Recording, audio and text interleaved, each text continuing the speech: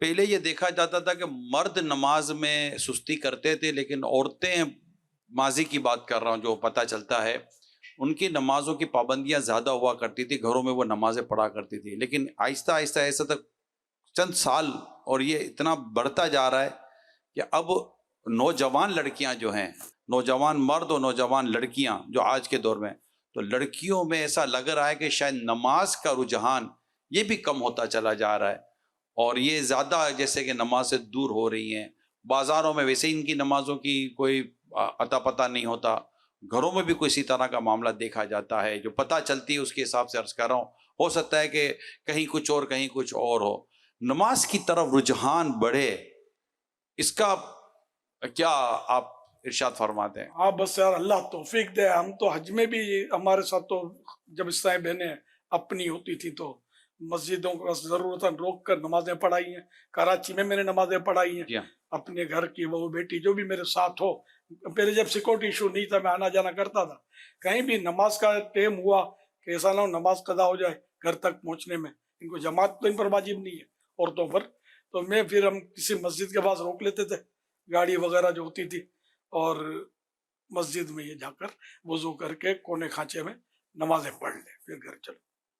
تو یہ سب کر سکتے ہیں، نماز تو معاف نہیں ہے نا. آپ نے بہت اچھی توجہ دلائی کہ وہ اسلامی بہنیں جنہوں نے باقاعدہ برقع ایسا پہنا ہوا ہے یا چہرے پر ویسے انہوں نے حجاب کیا ہوا ہے، تو وہ حجاب نہ ہٹائیں، تو ایسی صورت میں بھی ان کو نماز پڑھ لینی چاہیے. پڑھنی بالکل جائز پڑھنی ہے، ہے، حرج پڑھنی نہیں ہے. اس میں، پڑھنی ہوگی. نماز کے تعلق سے جیسے کہ کہیں بات چیت ہو رہی تھی کہ نماز کی سوچ کیسے ملے. فیضان نماز کا درس اگر گھر میں جاری ہو جائے تو اللہ کرے گا سوچ بن جائے گی.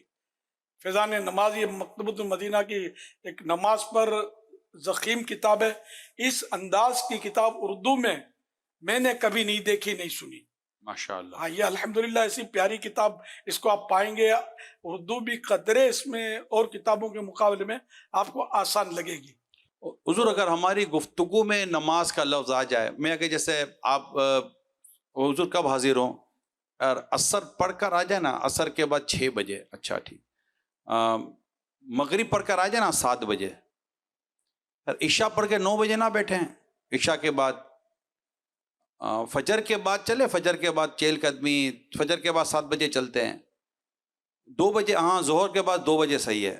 اب یہ 2 بجے بولنا تھا، 6 بجے بھی بولنا تھا، 7 بجے بھی بولنا تھا، 9 بجے بھی بولنا تھا، صبح 7 بجے کا بھی بولنا تھا، دوپہر 2 بجے کا بھی بولنا تھا. اگر ان سب بولنے کے ساتھ ساتھ ہم نماز کا لفظ استعمال کرنا شروع کر دیں، یا ظہر کے بعد 2 بجے بیٹھتے ہیں، عصر کے بعد ہم اتنے بجے بیٹھتے ہیں، مغرب کے بعد بیٹھ جاتے ہیں، عشاء پڑھ کے بیٹھ جائیں، یا فجر کے بعد بھی صحیح رہے گا.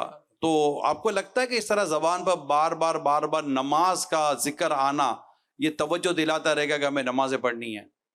ماشاءاللہ کیا بات ہے. کہ بھئی یہ گفتگو میں اپنی نماز کریں. اللہ کرے جاری ہو جائے. آمین.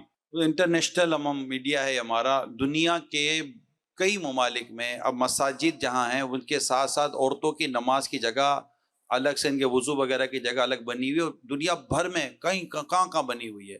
یہاں پاکستان میں بھی کئی جگہوں پر ہم نے ہائی وے پر جو مساجد بنی ہوئی ہوتی ہیں، ان میں کئی مساجد کے ساتھ ساتھ عورتوں کی نماز کی الگ سے جگہ بنی ہوئی ہوتی ہے. خود دعوت اسلامی کا جو شعبہ ہے مساجد بنانے کا، اس کا بھی ہمارا یہ ہے کہ کئی جگہوں پر بازار وغیرہ میں جہاں ہو وہاں پر مسجد کے ساتھ ساتھ اسلامی بہنوں کے لیے بھی مسجد کی جگہ، نماز کی جگہ بنائیے، تاکہ بازار وغیرہ میں یہاں وہاں پردے کی رعایت ہو، جو بھی اپنی رعایت ہے ان کے ساتھ نماز پڑھ سکے. تو اگر یہی رجحان بڑھ جائے نا، تو مساجد کے ساتھ ساتھ اگر ان کے لیے جگہ الگ سے شریعت کی ساری رہنمائی لے کر دارالفت اہل سنت سے مشورہ کر لیا جائے تو یہ اچھا ہو جائے گا. جو بھی کرے شرعی رہنمائی لینے کے ساتھ ہی یہ کام ہونے چاہیے. یہ ضروری ہے. جی یہ ضروری ہے. جو بنی بنائی مسجد ہیں ان میں بھی اگر کوئی سی گنجائش نکلتی ہو نا شرعی رہنمائی لے کر، بعض نہیں ہوتا رجحان، محلے کی مسجد میں ضرورت نہیں پڑتی، وہ گھروں میں پڑھ لیتی ہے. جی یہ بازاروں میں، اسٹیشنوں پر، جہاں مطلب یہ کہ گیدرنگ ہوتی ہے اور مردوں عورتوں کا